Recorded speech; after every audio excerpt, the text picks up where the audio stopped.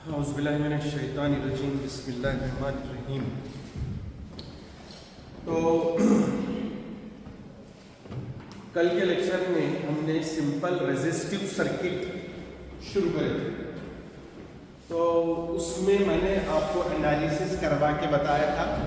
3 simple circuits हमको लेना है। चैप्टर 13 चल रहा है हमारा एसी सर्किट्स। एसी सर्किट्स में कल हमने सिंपल रेजिस्टिव सर्किट लिया है। Simple resistive circuit, resistive circuit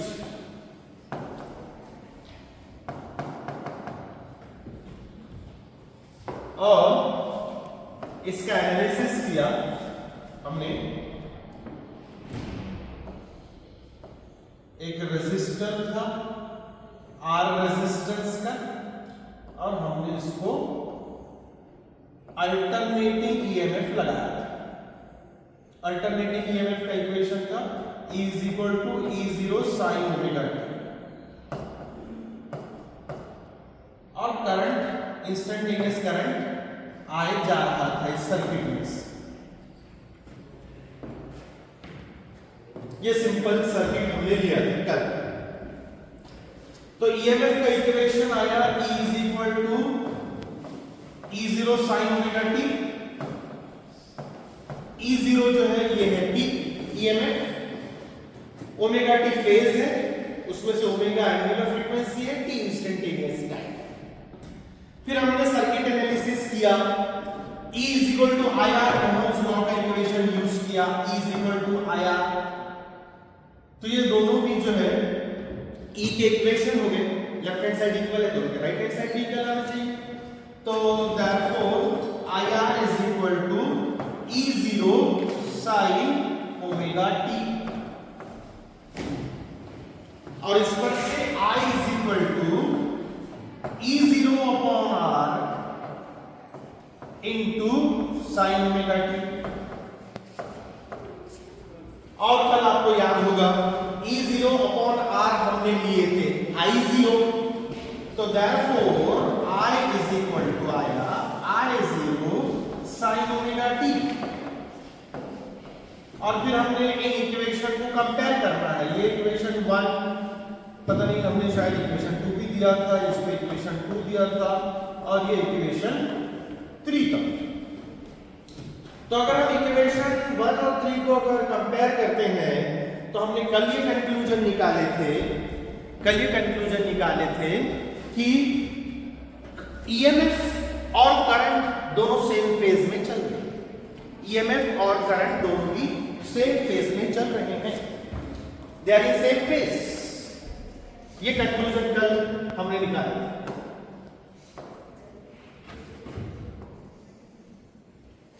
और फिर हमने ये कहा था, पहला कंक्लूजन ये था कि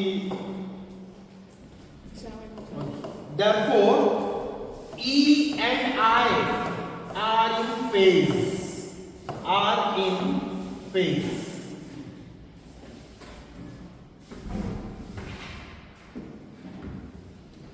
फिर ग्राफ भी ड्रॉ करे थे हमने कल, E और I का ग्राफ भी ड्रॉ करे थे। तो ग्राफ अगर हम ड्रॉ करते हैं, ये ले लीजिए आपकी y एक्सिस और इधर ले लीजिए x एक्सिस और फिर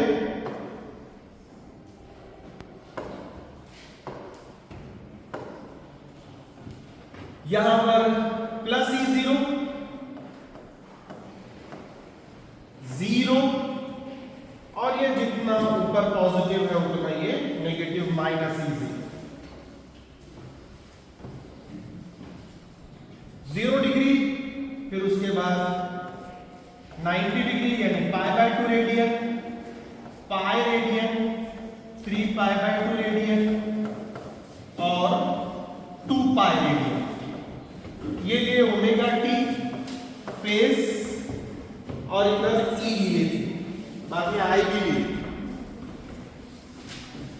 पॉइंट्स कैसे मिले थे?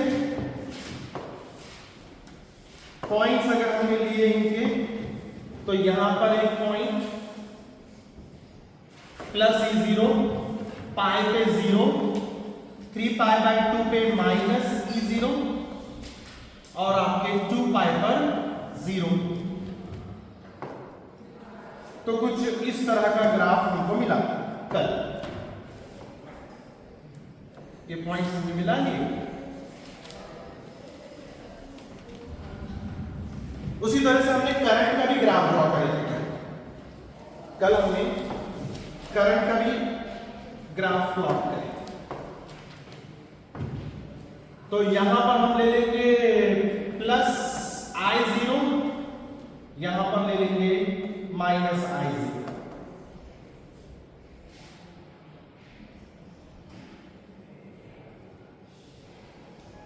Minus I।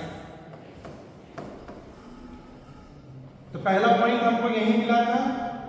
फेज का मतलब यही है कि जहां पर EMF 0 वहां पर करंट भी 0, जहां पर EMF पॉजिटिव मैक्सिमम वहीं पर करंट भी पॉजिटिव मैक्सिमम। वो होता है फेज। इन फेज में रहने का मतलब, इन फेज में रहने का मतलब।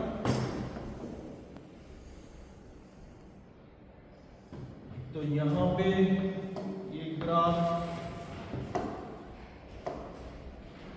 मैं मिला रहा हूं।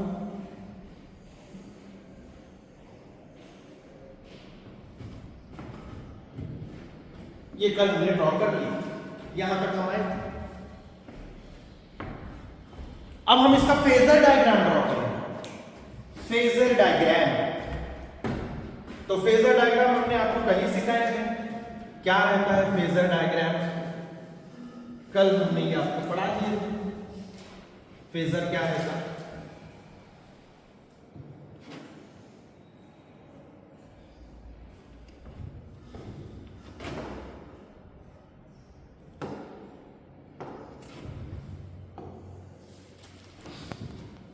वहां पर भी आप एक्स एक्सिस और वाई एक्सिस लेते हैं। एक्स एक्सिस और वाई एक्सिस लेते हैं।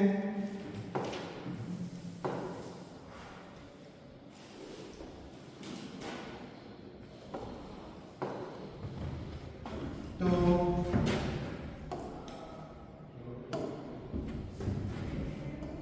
ये एक्स एक्सिस के बाद ये y एक्सिस,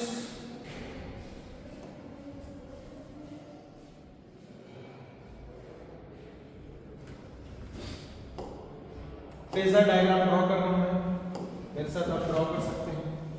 ये x एक्सिस, ये y एक्सिस। फिर हमने क्या करना है? रोटेटिंग वेक्टर ड्रॉ करना है।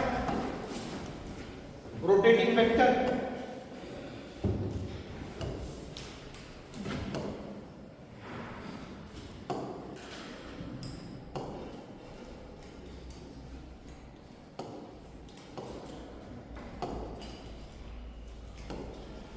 ये दीजिए, यहां से रोटेटिंग वेक्टर ड्रॉ कर रहे हैं।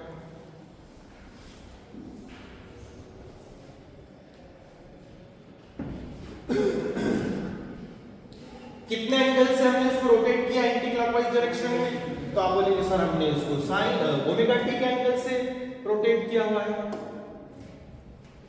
यहां पर ये एंगल ओमेगा टी,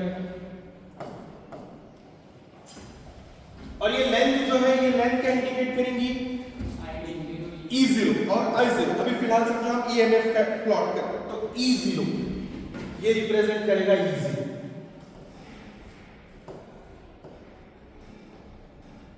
उसके बाद मैं यहां पर बता देता हूं E0। फिर हमने प्रोजेक्शन ड्रॉ करना है। अगर y एक्सिस पे प्रोजेक्शन ड्रॉ करें तो sin ओमेगा टी मिलेगा, और y एक्सिस पे ड्रॉ करें तो cos ओमेगा। कल हमने आपको ये बताया।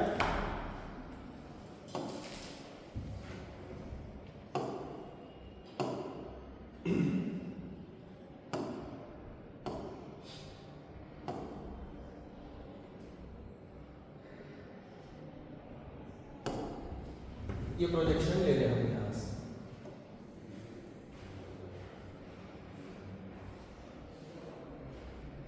तो फिर ये वैल्यू क्या हो जाएगी? E, सिर्फ E is equal to E0 sin omega t, ऐसा। तो ये जो है ये वैल्यू ये हो जाएगी E, जो कि रहेगी E0 sin omega t, sine रहेगा y एक्सिस पे ले गए।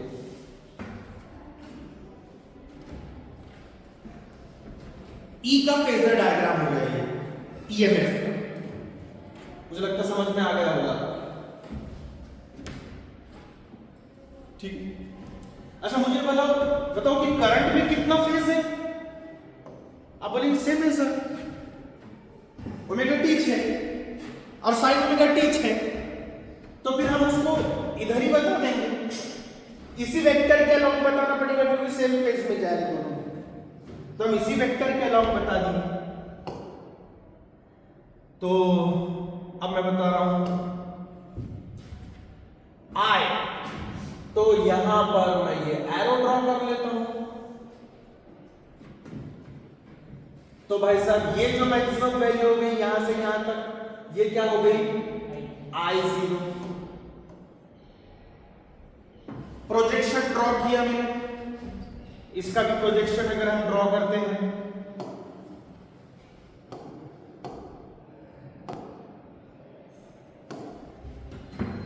यहां से,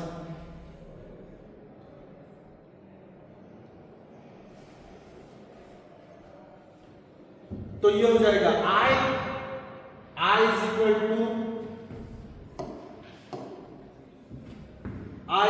टू बोलिए I0 साइन ओमेगा।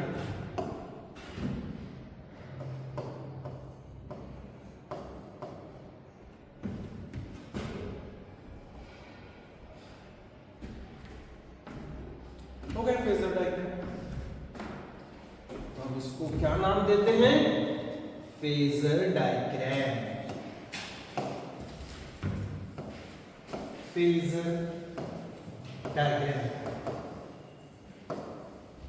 फॉर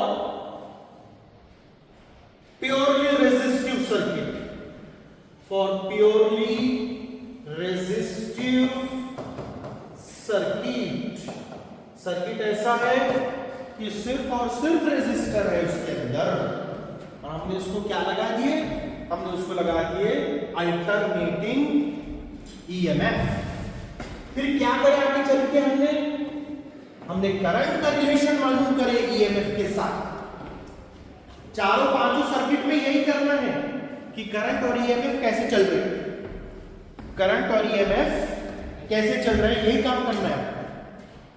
उसको आप बोल सकते हैं सर्किट एनालिसिस। EMF करंट का रिलेशन निकालना है, फिर ये कंक्लूजन निकालना है आर इन फेज। आई ये फेज P रह गया, देखिए मेरे से फेज PHS, ये कंक्लूजन निकालना है। अब पता नहीं अपने को अगले सर्किट में यही रहेगा कि नहीं रहेगा, वी विल फाइंड आउट क्या रिलेशन रहता है दोनों। फिर क्या ड्रॉ करना है? ग्राफ। ये आ गया अपना ग्राफ फॉर प्योरली, कौन सा ग्राफ है ये? E and I graph for purely resistive circuit. Current और EMF का ग्राफ प्लॉट करना है। ऑफ कोर्स आप ये इक्वेशन सिस्टम करेंगे ड्रॉ कि E is equal to 0 sin omega t और इधर I is equal to I0 sin omega t के वैल्यूज अलग अलग जाएंगे, 0, 90 डिग्री, 180 डिग्री, 270 डिग्री और 360।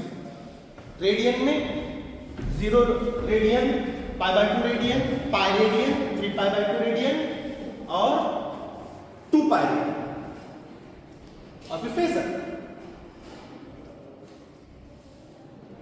ठीक है, तो प्योरली रेजिस्टिव सर्किट हो गया हमारा, प्योरली रेजिस्टिव सर्किट हो गया हमारा। अगला सर्किट ले, मैंने आपको गिनाया था कितने सर्किट लेना है, टोटल 5 सर्किट लेना है। 5 circuit, purely resistive, purely inductive, purely capacitive, series LCR और पैरेलल एलसीआर, 5 सर्किट्स। चैप्टर का नाम है एसी सर्किट्स। चलिए आगे का सर्किट लेते हैं, इसमें मिल जाओ तो पूछना है नहीं ना? चले आगे अनस। चलिए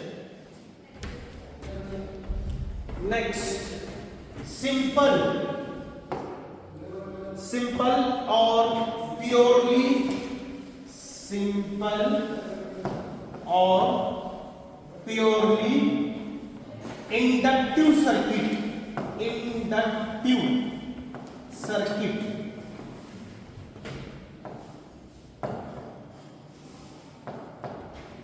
इंडक्टर लेना है।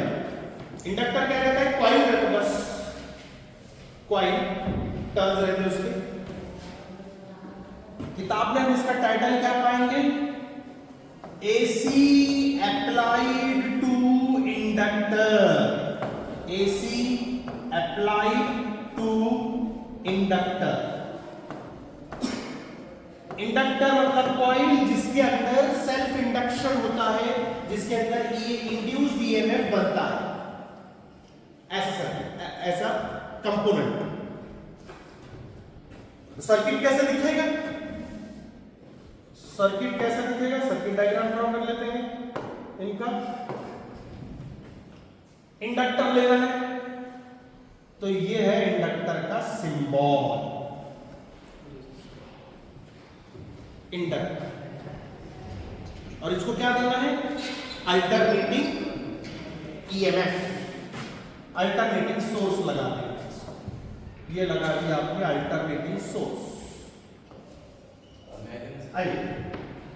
सिर्फ थोड़ा सा इसमें चेंज ये है कि की इंट्रोड्यूस कर दिए, बस एक यहां पर की इंट्रोड्यूस कर दिए और कुछ भी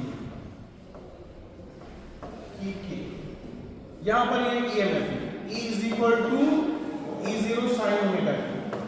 इंडक्टर की क्या खासियत रहती, सेल्फ इंडक्टेंस, और सेल्फ इंडक्टेंस का सिंबल क्या लेते हैं, कैपिटल L। तो यहां पर आ जाएगा कैपिटल L, इसका सेल्फ इंडक्टेंस। ठीक है, सर्किट समझ में आया, सर्किट समझ में आया। ये हमारा सर्किट।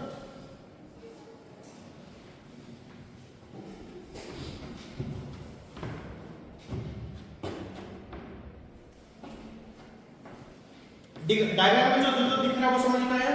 ये क्या चीज है, इंडक्टर, इंडक्टर की और alternating source, alternating EMF source. L क्या है, इंडक्टेंस, ई क्या है, EMF, alternating EMF, alternating EMF लगाया है। तो करंट फ्लो जैसे ही हम की क्लोज करें, अब यहां पे अजम्पशन ये करना है कि ये इंडक्टर एक आइडियल इंडक्टर है। अब एक आइडियल इंडक्टर क्या रहता है, जिसका रेजिस्टेंस 0 है। तो यहां एज्यूम कर रहे हैं, assume that inductor is an ideal inductor, is an ideal inductor with zero resistance, with zero resistance,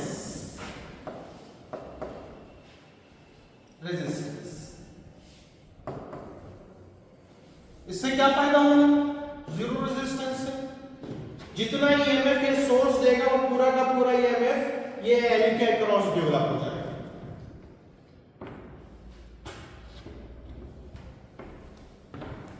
अब क्या करना है, करंट का इक्वेशन निकालना है।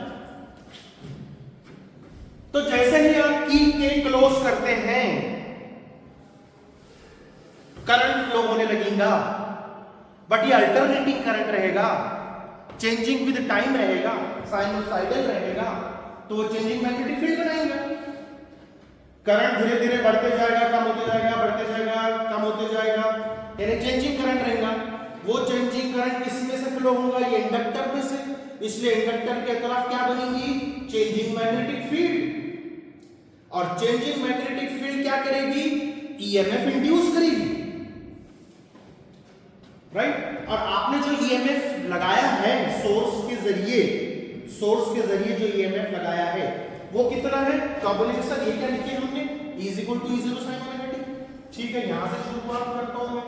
E = E0 sin omega t।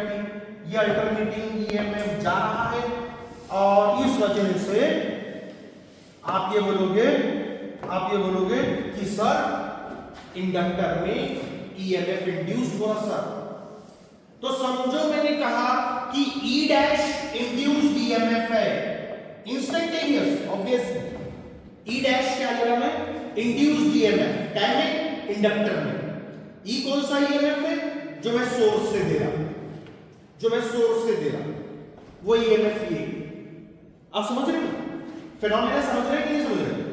कि भाई साहब ये जो ईएमएफ है ये अल्टरनेटिंग ईएमएफ है, यानी टाइम के साथ वेरी हो रहा, यानी ईएमएफ चेंजिंग है। तो ये चेंजिंग ईएमएफ कौन सा करंट प्रोड्यूस करेगा? चेंजिंग करंट प्रोड्यूस करेगा। और चेंजिंग करंट की क्या प्रॉपर्टी है? वो चेंजिंग मैग्नेटिक फील्ड प्रोड्यूस करेगा। वो चेंजिंग मैग्नेटिक फील्ड किसको मिल रही? इसी इंडक्टर को मिल रही, और उस चेंजिंग मैग्नेटिक फील्ड की वजह से ईएमएफ इंड्यूस हो। तो एक ईएमएफ कहां डेवलप हो रहा? इंडक्टर में, सेल्फ इंडक्शन की वजह से। तो वो हम कितना ले रहे? E dash. E dash is the induced EMF. E dash is equal to induced EMF. लिख लीजिए please, induced EMF can in the inductor,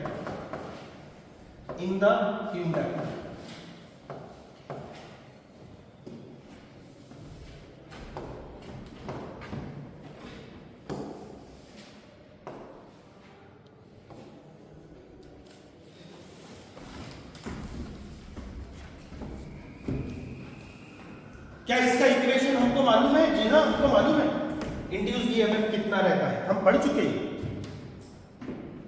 electromagnetic induction नाम के चैप्टर में हमने इसका इक्वेशन मालूम किया हुआ है, इंडक्टर में इंड्यूस्ड ईएमएफ कितना होता है। तो वो होता है E dash is equal to minus L into di/dt। ये इक्वेशन है। इंडक्टर में जो इंड्यूस्ड ईएमएफ प्रोड्यूस होता है उसका इक्वेशन ये है, हम इसको डिटेल में पढ़ चुके हैं EMI नाम के चैप्टर में, इलेक्ट्रोमैग्नेटिक इंडक्शन नाम के चैप्टर में। तो L क्या है? Inductance, self inductance. di/dt क्या है? Rate of change of current. तो L है इंडक्टेंस, L इज इंडक्टेंस, और di/dt rate of change of current, rate of change of current.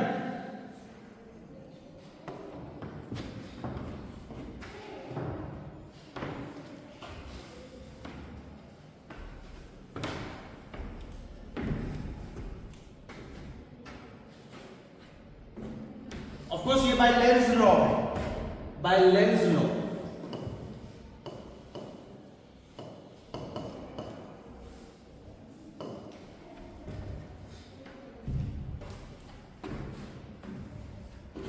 चलिए ठीक है, आगे बढ़ते हैं। अगर आप इस इंडक्टर में ईएमएफ बरकरार रखना चाहते हो तो ये दोनों भी ईएमएफ इक्वल होना चाहिए, E और E dash, they must be equal, but their direction should be opposite, उनके डायरेक्शन अपोजिट रहने चाहिए। तो इसका मतलब ये हुआ कि this E should be equal to minus E dash, magnitude में सेम बट डायरेक्शन में अपोजिट। आपको मालूम है सेल्फ इंडक्टेंस में अपोजिट ही तो रहता है, उसको बैक ईएमएफ भी बोलते हैं। तो E should be equal to minus E dash। तो ऑब्वियसली अब अगर आपको E dash की वैल्यू सब्स्टिट्यूट कर लेना है तो ये माइनस और ये माइनस हो जाएगा पॉजिटिव, यानी इसको अगर हम डाल देंगे यहाँ पर is equal to E dash की वैल्यू डाल देंगे तो minus of minus L dI by dt, तो ऑफकोर्स ये पॉजिटिव हो जाएगा। E is equal to L into di by dt।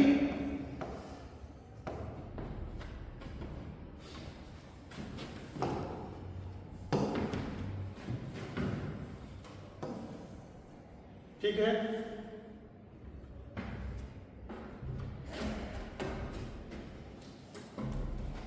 हम करंट में इंटरेस्टेड हैं तो करंट के टर्म को एक तरफ कर लो, बाकी टर्म को दूसरी तरफ लेके चले जाओ। तो di इज इक्वल टू क्या हो जाएगा फिर, di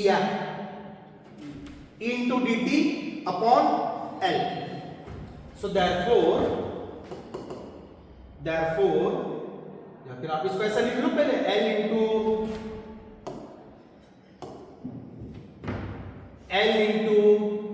di by dt is equal to E। तो di is equal to क्या हो गया, di is equal to E upon L into dt।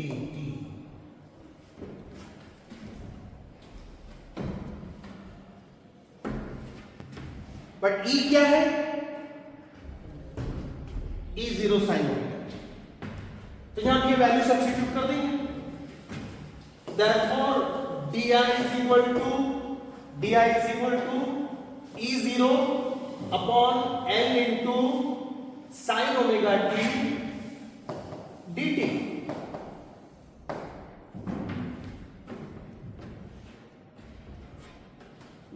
क्योंकि हमको करंट निकालना है तो इंटीग्रेट करो दोनों साइड्स को, integrating both the sides, integrating I निकालना है भाई साहब हमारे को, integrating we get the integration of di is equal to integration of E0 upon L into sine omega t into dt।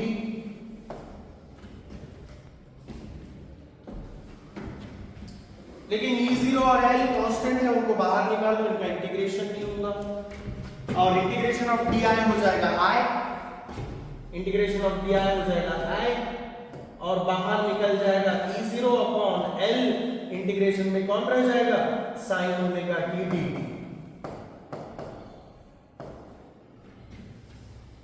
और integration of sin omega t minus cos omega t upon omega. Mathematics के student हैं आप लोग, आपको मालूम होना चाहिए integration of sin omega t dt क्या रहेगा, minus cos omega t upon omega.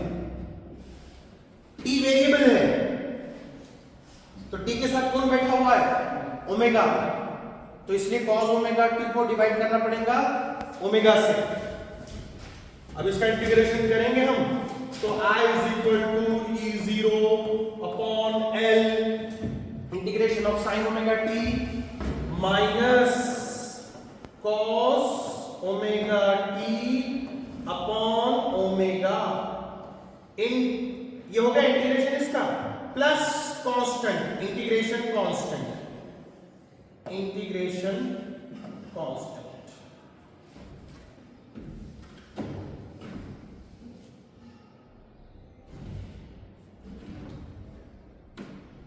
ठीक है,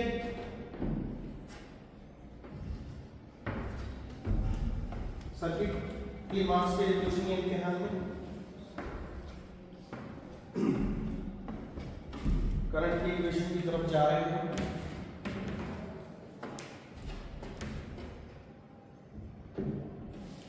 यहां तक के कुछ डाउट मैथमेटिक्स में, कंसेप्ट में? ये अप्लाइड ईएमएफ है, ये इंड्यूस्ड ईएमएफ है, इंड्यूस्ड ईएमएफ का इक्वेशन ये है, दोनों भी इक्वल इन मैग्नीट्यूड रहना चाहिए, अपोजिट इन डायरेक्शन रहना चाहिए ताकि आप उसके अंदर ईएमएफ बरकरार रख सके। वो इक्वेट करने के बाद ये मिल गया। फिर आई निकालना चाह रहे थे हम, तो उसके लिए इंटीग्रेशन करें, ई की वैल्यू सब्स्टिट्यूट करें, E0 sin ओमेगा, और इंटीग्रेशन करते करते हम यहां पर पहुंचे। बट ये इंटीग्रेशन कांस्टेंट की वैल्यू 0 रहेगी, integration constant will be 0, but integration constant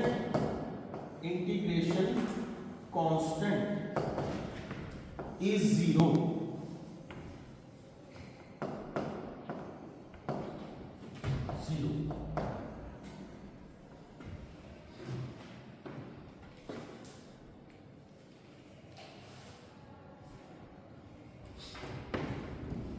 तो फिर अपना इक्वेशन क्या हुआ फिर final, I is equal to बोलिए E0 ओमेगा L कर लूं, वहां ओमेगा है, L पहले से था,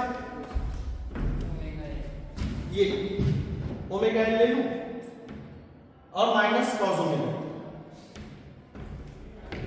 तो यहां पर मैं ले लिया ओमेगा L, माइनस साइन इधर ला लूं आपकी इजाजत से,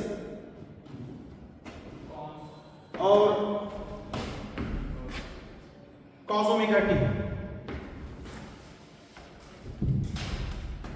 कॉस ओमेगा टी,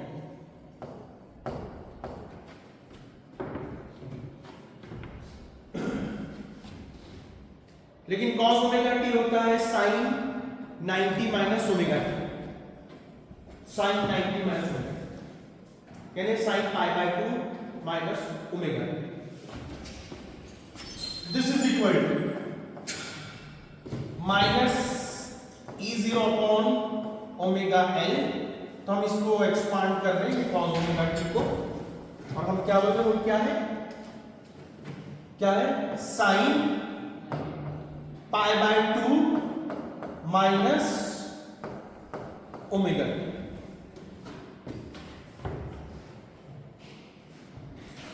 लेकिन मैं ओमेगा टी पहले चाहता हूं, पाई बाय टी बाद में चाहता हूं, तो माइनस साइन लेना पड़ेगा, यहां पर माइनस साइन लेना पड़ेगा। So this is equal to minus E0 upon omega L, और यहां पर मैंने ले लेना है माइनस साइन ओमेगा टी, मैं पहले ले सकता माइनस पाई बाय, ये मैथमेटिक्स ट्रिग्नोमेट्री शायद आपको मालूम होगी। पहले मैंने ओमेगा टी ले लिया और पाई बाय 2 बाद में, तो यहां पर मुझे माइनस साइन लेनी पड़ी, तो ये माइनस और ये माइनस हो गया plus. So this is equal to then E0 upon omega L into sine of omega T minus pi by 2।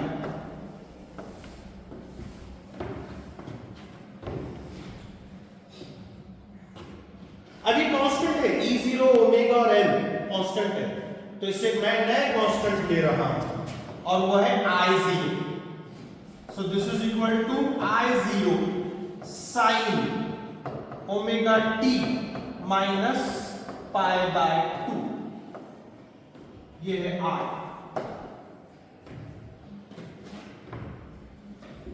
तो where this I0 is peak EMF in the circuit,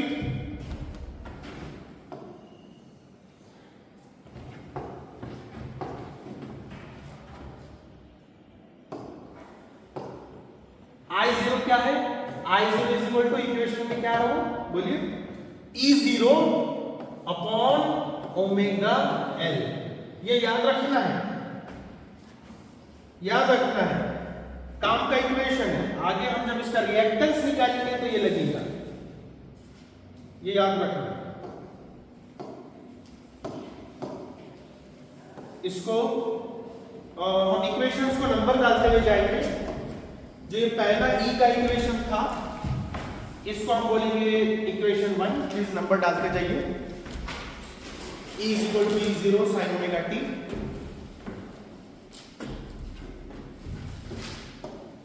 उसके बाद ये जो करंट का इक्वेशन आया इसको इक्वेशन 2 बोलेंगे, और इसको इक्वेशन तौर पे याद रखेंगे तो I0 क्या है? Peak EMF, peak current in the कौन से सर्किट में? Inductive circuit. और पीक ईएमएफ रेजिस्टिव सर्किट में क्या आया था? E0/R आया था। याद है आपको? ये यहां पर I0 क्या था? E0/R। कौन से सर्किट में? Resistive circuit. जबकि हम इंडक्टिव सर्किट में गए तो I0 है E0/ωL, peak current. I0 is peak current, peak value of current, peak value of current। अब बोलेंगे सर वो भी पीक वैल्यू, तो ये भी पीक वैल्यू, लेकिन सर्किट अलग है ना। इन inductive circuit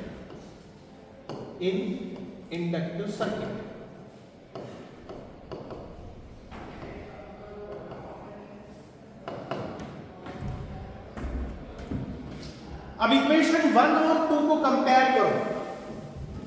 comparing equation 1 and 2, क्या कंक्लूजन निकालते हैं आप?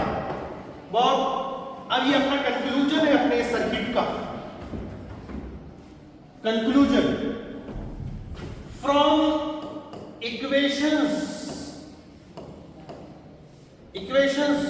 1 एंड 2 क्या कंक्लूजन निकलता है? दोनों सेम फेज में है? जी नहीं, दोनों सेम फेज में नहीं है। देखिए आप, E क्या है? E is equal to E0 sin omega t। और करंट क्या है? करंट क्या है? I is equal to I0 sin omega t minus pi by 2। इसके अंदर फेज pi by 2 रेडियन से क्या है? कम है। तो अब इसको टेक्निकल लैंग्वेज में या हमारी सर्किट की लैंग्वेज में ये बोलते हैं कि फेज किसका कम आ रहा? करंट का। माइनस पाई बाई 2 माइनस हो रहा, उधर सिर्फ ओमेगा टी है और इधर क्या है? Omega T minus pi by 2, यानी कि करंट फेज में पीछे चल रहा, उसको बोलते हैं lagging in phase. So current lags in phase with EMF, और कितने एंगल से? Pi by 2 radian. ये इसका कंक्लूजन है। तो लिखिए फिर कंक्लूजन क्या बोलोगे आप? पहला conclusion, current lags in phase, lags in phase, lags यानी पीछे चल रहा है, lags in phase with EMF by, कितने से पीछे चल रहा? By pi by 2 radian, by pi by 2 radian.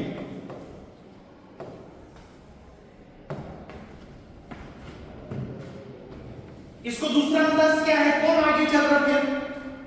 EMF. तो इसको ही, इसी सेंटेंस को हम अपोजिटली ये बोल सकते हैं, second, EMF leads in phase, leads यानी आगे चल रहा, लैग्स यानी पीछे चल रहा। तो यहां पर हम बोलेंगे सेकेंड कंक्लूजन, ईएमएफ लीड्स, तो आप ये लैग्स और लीड्स वर्ड देख लीजिए। लीड्स इन फेज कितने रेडियन से? Pi by 2 radian with current, with current by pi by 2 radian.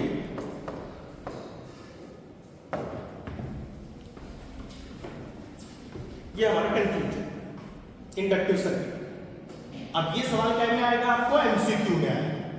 Inductive circuit में करंट लीड कर रहा या ईएमएफ लीड कर रहा, क्या दोनों सेम फेज में है, क्या दोनों आउट ऑफ फेज है? ऐसे 4 ऑप्शन वहां पर पैदा होते हैं। तो आप बोलेंगे सर इंडक्टिव सर्किट में करंट पीछे चलता है और ईएमएफ आगे चलता है, और कितने का फेज डिफरेंस है दोनों में? पाई बाय 2 रेडियन। मतलब यहां पर ऐसा निकलेगा कि वहां साइन है तो यहां कोसाइन आ रहा, अगर आप इधर जाए तो ये कोसाइन है, तो जहां करंट मैक्सिमम रहेगा वहां पर ईएमएफ मिनिमम रहेगा, राइट। अपोजिट में फेज में नहीं, दोनों सेम फेज में नहीं है। ये इसका कंक्लूजन। कल इंशाल्लाह इसका ग्राफ और इसके फेजर डायग्राम कल हम ड्रॉ करेंगे, ठीक है। तो विल स्टॉप।